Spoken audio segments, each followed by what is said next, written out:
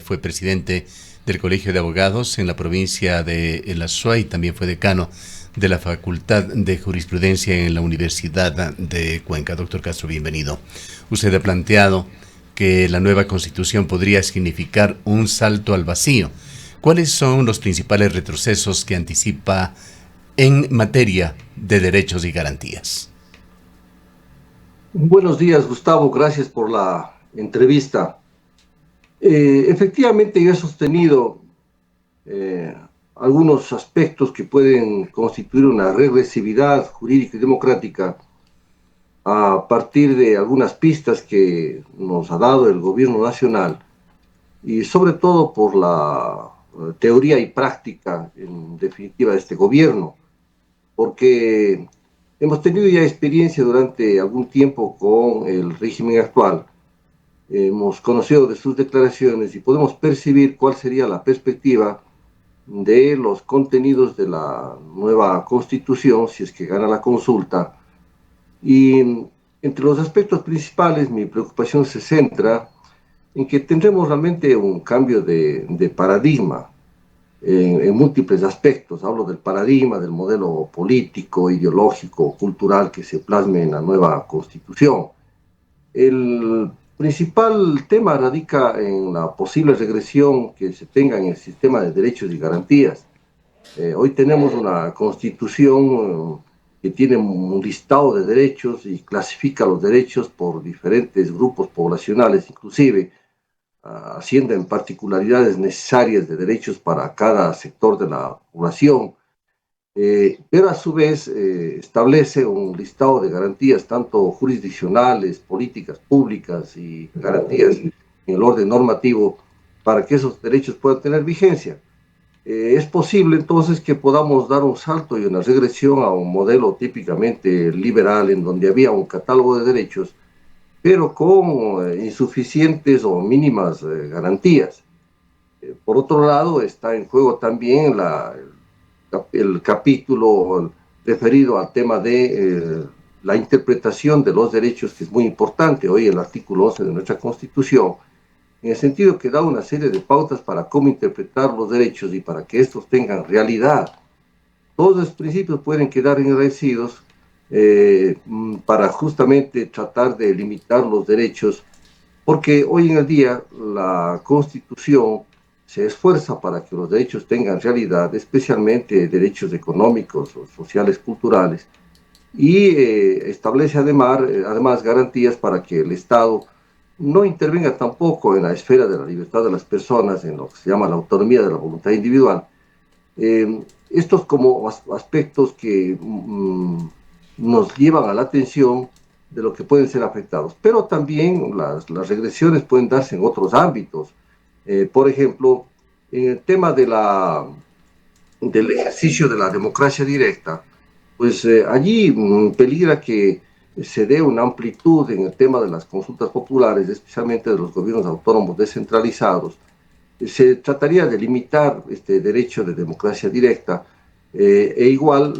otros tipos de consultas que tienen que ver con derechos colectivos de las comunidades, como la consulta previa, libre e informada a las comunidades indígenas, la consulta ambiental a todas las comunidades que puedan ser afectadas por proyectos mineros, extractivistas en general o que atenten al medio ambiente, y la consulta prelegislativa. De tal forma que todo este sistema de consultas, tanto la consulta popular, que puede expresarse como plebiscito referendo, cuanto estas consultas que tienen que ver con los derechos colectivos, estarían en riesgo de limitarse. Y esto no es simplemente un decir, porque efectivamente han existido declaraciones de personeros de gobierno que van en esa línea, y el propio gobierno ha criticado este tipo de derechos que están establecidos en la Constitución. Si va al tema de las relaciones de las funciones del Estado, vamos a tener posiblemente un ejecutivo en donde la crítica del hiperpresidencialismo de la Constitución quedaría en nada, porque se ampliaría el poder del Ejecutivo y se tendría un poder legislativo más bien diminuto, un Ejecutivo enorme, fortalecido, prepotente, autoritario, concentrador de poder, al igual que se hizo en el régimen correísta, y a su vez en este caso un parlamento, cámara o asamblea legislativa, como se llame, absolutamente diminuto, con una representatividad territorial y social disminuida. Eso es absolutamente preocupante, lo que implica que habrá más centralismo y por lo tanto las decisiones se concentrarán más en el poder ejecutivo. Y la otra línea de preocupaciones van en torno a lo que constituye la defensa de la Constitución, ya que la Corte Constitucional será, como se ha dicho, reducida a una mera sala de la Corte Nacional de Justicia. Ya no tendría este sitial que tiene la Corte Constitucional como un órgano de justicia constitucional de cierre del sistema de justicia del país, en donde sus potestades y facultades serían disminuidas y se sometería Bien. inclusive a la Corte Constitucional Doctor al Castro, control político de la Asamblea Nacional. sí, permítame interrumpirle. En este tema de derechos hay controversia. El presidente de la República ha hablado de un exceso de garantismo, exceso de derechos en la Constitución. Hay muchos oyentes, ciudadanos que coinciden con el presidente de la República. Uno de ellos, el doctor Rodrigo Andrés Cordero, a quien le habíamos invitado justamente el día de hoy para poder no diríamos debatir, pero sí contrastar puntos de vista sobre estos temas. Lamentablemente a última hora el doctor Rodrigo Andrés Cordero se excusó, pero él nos había señalado, al comentar también con algún otro entrevistado sobre derechos, nos había enviado este mensaje: derechos, derechos, derechos. Lo cierto es que 2 de cada 3 ecuatorianos no tienen trabajo digno con la Constitución de los Derechos, y habla también que el financiamiento de toda esa lista de derechos en la Constitución actual la convierte en una carta a Papá Noel. Son puntos de vista respetables que nos hubiese gustado debatir aquí, pero lamentablemente hubo esta excusa de última hora. ¿Qué dice usted sobre estos supuestos excesos de garantismo, excesos de derecho de la Constitución? Y en cuanto a esto, ¿por qué considera que el gobierno ha evitado transparentar su proyecto constitucional antes de la consulta popular? Mire, es preocupante, Gustavo, que se acuse a la Constitución de garantismo, cuando deberíamos sentirnos orgullosos como comunidad nacional ante la comunidad internacional de que las ecuatorianas y ecuatorianos hayamos colocado en la Constitución, nos hayamos actualizado en colocar derechos y garantías. El garantismo de los derechos ya se inició prácticamente en el siglo XIII. Perdónenme ustedes, realmente me preocupan declaraciones de acusar a la Constitución como garantista de derechos, cuando es lo que debe enorgullecernos, porque solamente los países civilizados, de países de alto desarrollo, tienen justamente garantías a los derechos.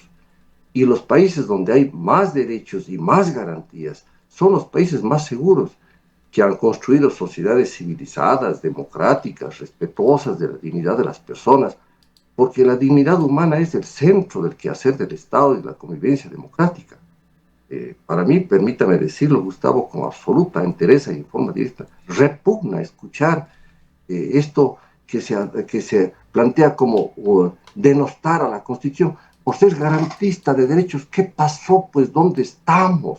Cuando debemos sentirnos justamente, como insisto, orgullosos de habernos actualizado en el sistema de derechos y en el sistema de garantías. Ya quizá, doctor Castro, y ante la ausencia del doctor Cordero y tratando de interpretarlo, quizá a lo que él se refiere es que en la Constitución constan estos derechos, pero quedan como un eufemismo porque la gran mayoría de ellos no se cumplen. Está el derecho a la educación, por ejemplo, a una alimentación sana, otro ejemplo. Entonces quedan solamente como utopías inalcanzables que, según estos puntos de vista, pues los hemos escuchado en otros foros, no deberían estar en la Constitución. Incluso algunos de ellos señalan son pensamientos de carácter político, ideológico, que no deberían ser parte de una carta magna, eufemismos, utopías que no se cumplen y que solamente atan de manos al Estado. No, pero ese no es un tema que podemos echar la culpa a la Constitución. Es un tema de responsabilidad de quienes tienen que ejecutar los mandatos de la Constitución. Eso no tiene culpa la Constitución de la República, sino quienes tienen que obedecer la Constitución, ejecutar y efectivamente destinar todo el esfuerzo del Estado ecuatoriano y los recursos económicos necesarios a la realización de los derechos. Lo que pasa es que los gobiernos de turno no se han preocupado de realizar los derechos. Lo que se han preocupado es de políticas públicas, sobre todo económicas, que tienden a engordar más los bolsillos de unas minorías y unas élites oligárquicas en este país. Pero, perdóneme, acusar a la Constitución de que tiene derechos y que se han quedado en el aire, pues no corresponde. Lo que implica es más bien juzgar la actitud de los gobiernos frente al hecho de que no han realizado los esfuerzos suficientes para realizar tanto, respetar los derechos individuales, pero sobre todo realizar los derechos económicos y sociales, pero eso es otra cosa. Por eso siempre en mis escritos he distinguido lo que son las disposiciones constitucionales de lo que son los gobiernos o los regímenes políticos. Los regímenes políticos pueden echar al traste las mejores constituciones, así de simple. Y entonces el hecho de que los regímenes de turno hayan tenido despreocupación por la realización de los derechos y centrar más bien su actividad en función del crecimiento económico en favor de ciertas élites es otra cosa, pero me parece un desenfoque el pretender acusar a la Constitución de algo que es deber de los gobernantes. Allí la Constitución contiene mandatos claros, derechos, obligaciones, potestades, facultades, distribución de competencias, pero ya es el Poder Ejecutivo al que le corresponde administrar y ejecutar los mandatos de la Constitución, de tal manera que no tiene Bien, asidero. pero en todo caso, estas sugerencias han sido bastante claras. La última vez que le escuchamos hablar sobre este tema fue ante un foro de empresarios en Miami al presidente de la República, por lo que no dejan de ser conjeturas sin sustento las que se dan sobre estos temas. En todo caso, asumiendo que efectivamente sea así, ¿qué implicaciones tendría, doctor Castro, pasar de un Estado constitucional de derechos y justicia a un Estado liberal de derechos en el contexto de nuestro país? Bueno, eso significa una total regresión jurídica y democrática que podría darse, ¿no? Porque mire usted, haber avanzado a establecer en la Constitución que se declare que el Ecuador es un Estado constitucional de derechos y justicia, eso marca a toda la actividad, tanto de la función ejecutiva, legislativa, judicial, y genera orientación, dirección de la línea en que ha de marchar la administración pública para efectivamente, uno, que se desenvuelva la administración y el gobierno en el marco de los límites constitucionales. Dos, que la administración y el gobierno se embarquen en el respeto de los derechos y en la ejecución y realización de los mismos.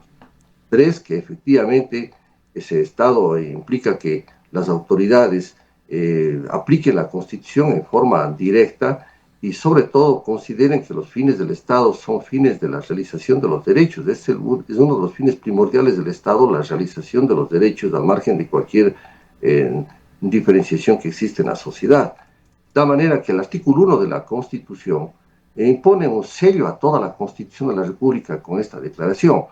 Pues hemos tenido que atravesar el Estado liberal clásico, el Estado legal, hemos tenido que pasar incluso el Estado social de derecho para llegar a esta formulación, que es una formulación que tienen los países más civilizados del mundo, y nosotros no podemos quedarnos atrás. Algunos se olvidan de la evolución larga del constitucionalismo desde el siglo XIII, desde la Carta Magna, donde ya se establecieron ya algunos derechos y principios, toda una evolución de la humanidad, y el producto culmen de la humanidad en las formulaciones respecto del Estado es justamente el Estado constitucional, que fue establecido a partir de la experiencia de la Segunda Guerra Mundial. Entonces, claro que significa un retroceso el pasar de un Estado constitucional de derechos y justicia intercultural a un Estado de carácter social democrático, pasar simplemente a un Estado liberal donde se deja las cosas a las fuerzas del mercado, donde simplemente la libertad es una libertad formal y donde no existe un esfuerzo para que esa libertad coincida con un mínimo de igualdad y un mínimo de garantía a la dignidad de las personas y a los derechos necesarios para justamente realizar esa dignidad de los seres humanos. Ahora, en este eventual nuevo escenario, ¿cómo evalúa usted el papel de la Corte Constitucional? Ese es un aspecto de mayor preocupación porque otro logro fundamental que hemos avanzado en la historia constitucional de nuestro país es haber pasado del Tribunal de Garantías Constitucionales al Tribunal Constitucional a tener una Corte Constitucional. Es decir, poner a la Corte Constitucional en la cúspide, en definitiva, del sistema de justicia del país, de tal manera que sea el organismo de control de la constitucionalidad, el que inclusive pueda tener la última palabra en temas relativos a sentencias que pueden lesionar los derechos del debido proceso. Eso fue un verdadero avance, que la Corte Constitucional sea la intérprete obligatoria de la Constitución, que el tema de las divergencias de competencias sean asumidas por la Corte Constitucional, que la Corte Constitucional tenga como una de las funciones fundamentales el poder unificar la jurisprudencia nacional, el que pueda desarrollar los derechos, el que pueda en base de sus interpretaciones dar las pautas fundamentales justamente para la aplicación de los derechos. Mire usted, son avances fundamentales. Lo que pasa es que los gobiernos de turno les molesta todo el sistema de control del Estado. El sistema de control del Estado, control de cuentas, control de legalidad, control judicial. Todo este tipo de controles molesta a los gobiernos despóticos, autoritarios, que no quieren sujetarse al poder establecido en la Constitución, sino que quieren hacer su propia voluntad. Lo primero que hacen, por lo tanto, es pretender considerar como enemigo a la Corte Constitucional cuando ésta cumple los papeles simplemente de control y defensa de la Constitución. Y es, Gustavo, un logro importante el que en el país se vaya asumiendo cada vez una conciencia constitucionalista. Si algo nos puede sacar del subdesarrollo de nuestro país, del atraso, es ser respetuosos de la Constitución, respetuosos de los derechos y tener una conciencia constitucionalista. Fíjese usted, si los jueces, los fiscales actuaran con una conciencia constitucionalista y aplicarían primero la Constitución y se regirían por los principios constitucionales, no tendríamos este desastre. Lo que pasa es que todo el mundo trata como un papel sucio a la Constitución y no nos duran las constituciones. 20 constituciones, Gustavo, y una más. ¿A dónde vamos a ir? Eso no es un buen signo, eso no atrae la inversión internacional, inversión extranjera. Los países de desarrollo que han tenido pocas constituciones, o sí, para algunos, como es el paradigma, Estados Unidos ha tenido una constitución con varias enmiendas, y eso genera estabilidad, previsión, certeza, seguridad jurídica. Lo otro, cambiar la Constitución en cada momento, cambiar las leyes a cada momento, pasar a un Estado reglamentarista donde finalmente el presidente es el fundamental legislador, eso genera inestabilidad y no da confianza a los inversionistas, es atentatorio al propio desarrollo nacional, no se dan cuenta. Por eso es que he visto que algunos empresarios en el país, los más lúcidos, y dirigentes políticos, estadistas de nuestro país, que discrepemos, pero son respetables, están asustados a lo que podemos ir, porque esto no favorece a nadie, ni a los empresarios, ni a los trabajadores, ni a los indígenas, a los campesinos, a la academia, a nadie, porque lo que queríamos construir es un Estado democrático, un Estado donde haya inclusión, donde tanto el empresario pueda tener seguridad en sus negocios, cuanto los trabajadores tener un salario social digno. Pero esto de llevarnos a una situación de incertidumbre durante tanto tiempo, y que partió simplemente por el hecho de que la Corte Constitucional realizó el control de constitucionalidad y suspendió los efectos de las dos leyes del presidente Noboa, y que el presidente Noboa pretende utilizar este proceso como una forma de legitimar su acción gubernamental, que no durará poco, por supuesto, es ciertamente avanzar en algo que no sabemos a dónde podemos llegar, por eso he hecho un salto al vacío. Ahora, además, doctor Castro, en caso de que esta pregunta, la pregunta D o la cuarta pregunta, recibe el beneplácito de los ecuatorianos el día domingo en este proceso electoral al que acudiremos nuevamente este fin de semana, Otro tema que preocupa es cómo va a estar conformada esta asamblea constituyente. Los ecuatorianos, luego de estas elecciones, tendremos que ir a un nuevo proceso electoral a través del cual estaremos eligiendo a los asambleístas constituyentes. Si nos basamos en la conformación actual y la polarización que vive en este momento el país, la conformación de la actual Asamblea Nacional, lo más probable es que tengamos únicamente dos fuerzas políticas en esta reducida asamblea constituyente que tendremos, en la que la SUAY tendría, creo que únicamente 2 representantes de esta provincia. Pero aquí la pregunta es, ¿cómo puede desarrollarse el debate y la discusión? ¿Podemos creer realmente de que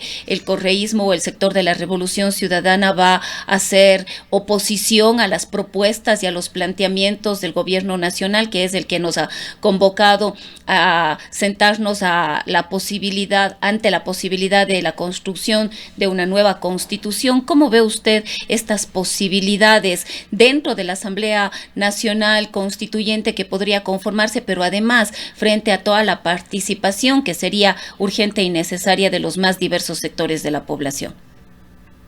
Miren, Rosana, esas dos fuerzas ya se dieron el abrazo del oso en la Asamblea Nacional y pactaron establecer el método de Hont, que favorece efectivamente a las mayorías, para ir en este país a un sistema fundamentalmente bipartidista. Y en la actual constituyente de ganar el sí, lo que iríamos justamente es a una asamblea en la cual únicamente dos fuerzas fundamentales estarían debatiendo de una constitución que quiere ser una suerte de pacto social de todas las fuerzas sociales, de las fuerzas políticas, económicas de este país. Imagínese usted lo terrible que es que dos partidos, por más respetables que sean, solamente dos partidos fundamentalmente, discutan el destino de todos los ecuatorianos.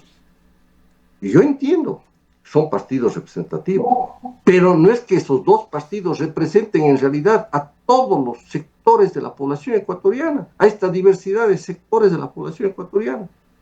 Desde ya es un contrasentido avanzar a una constituyente de ese tipo, cuando hubiésemos querido, si ese era el empeño, de realizar una constituyente verdaderamente democrática. Primero, con el tiempo necesario para debatir proyectos, para que el gobierno exponga cuáles son sus intenciones respecto de la Carta Magna.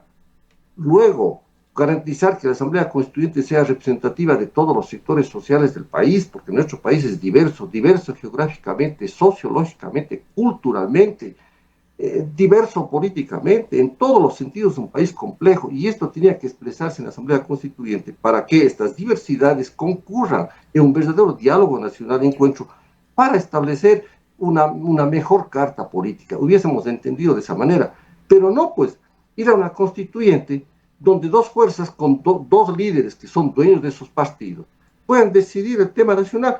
Y vea usted, no faltará las transacciones políticas en donde el partido oficial, ADN, el gobierno, trance con el correísmo, cosas que efectivamente puede repudiar el país, como son impunidades frente a sentencias judiciales establecidas por temas de corrupción en el manejo de los fondos públicos.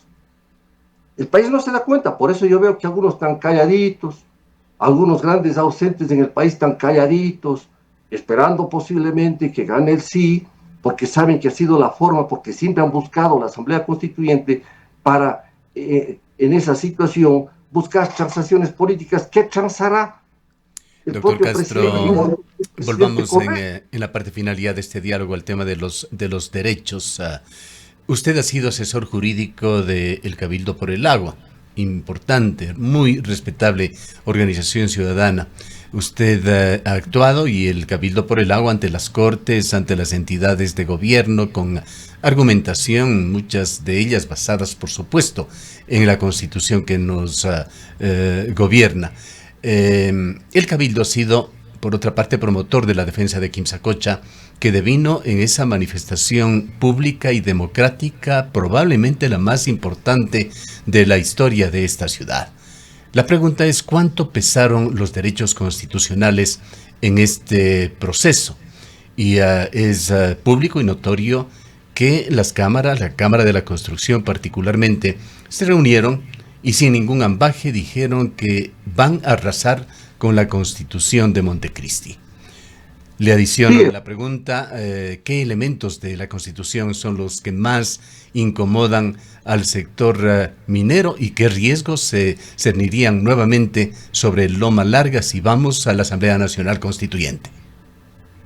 Bueno, como Cabildo del Agua, nosotros efectivamente tuvimos un enorme instrumento para plantear el proyecto de consulta popular en defensa del agua de Cuenca, que luego fue acogido por el Consejo Cantonal de Cuenca y tramitado ante la Corte Constitucional, porque allí se hizo justamente uso de este derecho fundamental de la consulta de los gobiernos autónomos descentralizados sobre temas de trascendental importancia para su territorio.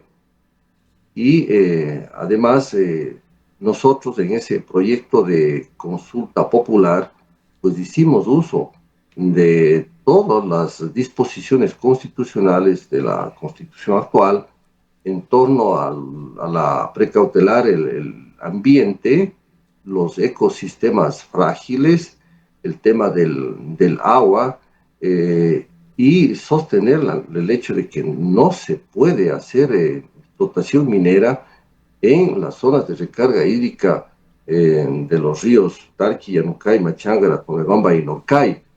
De tal manera que para nosotros la Constitución fue el instrumento más útil para poder formular esa consulta popular y lo hicimos con toda la fundamentación, con todo el estudio, pero el sistema de derechos y garantías de la Constitución fue el marco que permitió justamente a las cuencanas y cuencanos que tengamos la oportunidad para que se nos consulte sobre si queríamos o no la explotación minera en las zonas de recarga hídrica.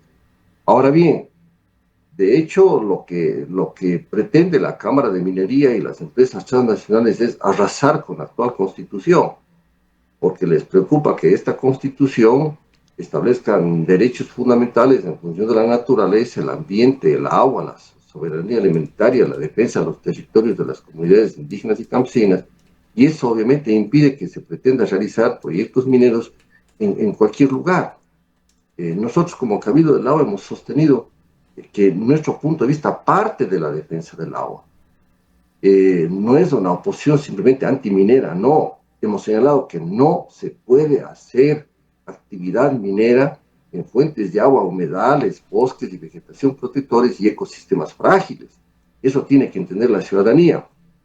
Y entonces, lo que ahora se esmera la Cámara de Minería y las empresas transnacionales es desbaratar todo ese sistema de derechos y de garantías en función de precautelar la naturaleza y en función de precautelar el agua y el agua para los pueblos y el territorio de los pueblos. Fundamentalmente dar prioridad al tema de la soberanía alimentaria y permitir que aquellos que nos han dado de comer a lo largo de la historia, como son los sectores campesinos, lo sigan haciendo en sus territorios. Y se privilegia el tema del agua, la alimentación, el trabajo, el territorio de las comunidades frente a los proyectos mineros. De tal manera que estamos en una gran amenaza. Y en el caso de Cuenca, lo que están justamente planteando es ver si es que efectivamente con una nueva constitución dejan al lado todos estos avances y tener un mejor marco jurídico para ellos para poder retomar el proyecto de Loma Larga. Por eso es que nuestra preocupación al momento, y le planteamos directamente al presidente de la República, Daniel Noboa, ¿qué está esperando, señor presidente, para dictar el decreto ejecutivo que prohíba la explotación minera en Quimsacocha? Porque no es suficiente que hayan revocado la licencia ambiental, porque esa licencia ambiental puede retomarse en cualquier momento. Que no nos vengan a tomar el pelo. ¿Acaso están haciendo cálculos electorales respecto de qué va a acontecer en el país? Porque yo entendería de que si triunfa efectivamente la consulta popular y si efectivamente vamos a la nueva constitución, pues estarían en riesgo estas conquistas ambientales fundamentales, estos derechos y garantías que existen en la Constitución, y podríamos quedar nosotros bajo la amenaza de que se vuelva a realizar la explotación minera en Quimsacocha con todo el riesgo de las fuentes de agua de Cuenca. Por ello es que las cuencanas y cuencanos tienen que meditar bien su voto. Pero al margen, Gustavo y Rosana, de lo que acontezca en este país, nosotros seguimos preguntando al gobierno nacional, ¿Hasta cuándo van a dictar efectivamente el decreto que ponga fin a esta situación de la amenaza de la explotación minera en Quimsacocha para Cuenca? ¿Hasta cuándo el Ministerio del Ambiente va a retirar esas actuaciones dolosas, inconstitucionales e ilegales que realizaron dentro del proceso de ejecución de la sentencia de la Corte Provincial? Es decir, ¿hasta cuándo vamos a terminar esto? Porque está abierta la puerta, ¿sí?, para en las mejores condiciones del gobierno y las mineras retomar el proyecto Loma Larga y otros proyectos mineros acá. Esto hay que estar absolutamente claros. Y esto no les gusta que se les diga. Bien, el tiempo se nos ha agotado, doctor Castro. Le ruego una brevísima conclusión. Perdone, Gustavo. No, que el tiempo se nos ha agotado, le decía. Le ruego una brevísima conclusión, muy breve. Bueno, la conclusión que yo saco es que estamos a puertas de, mejor dicho, estamos yendo a abrir posiblemente una puerta, espero que no, de enormes riesgos. Abrir una puerta hacia el vacío, a la incertidumbre, porque hasta ahora no conocemos líneas fundamentales de la nueva Constitución. Estamos a puertas que dos partidos, dos líderes, decidan el destino de este país. Es una monstruosidad lo que vamos. Pero bueno, los pueblos tenemos que aprender de la experiencia, pero yo creo que sobre todo hay que aplicar las experiencias que hemos tenido hasta hoy para tener una correcta decisión. Son libres los ecuatorianos y ecuatorianas de escoger el sí o el no, pero sí hacerlo con plena conciencia, analizando bien las cosas, no con fanatismo, no con sectarismo, y pensando que se juega el destino del país. Y sobre todo, Gustavo, que una constitución no es culpable de nada. Los culpables son los gobiernos, los regímenes, somos las personas, son los jueces, los fiscales, pero no la norma, pues. Podemos tener la mejor constitución, la constitución inspirada en el Espíritu Santo, pero en la forma corrupta en que se manejan las cosas en este país, no llegaremos a nada. No es problema de constitución, es problema de los gobiernos de turno. Bien. Muchísimas gracias al doctor Carlos Castro. Él fue presidente del Colegio de Abogados de la SUAY, decano de la Facultad de Jurisprudencia de la Universidad de Cuenca. Son las 8:14 minutos.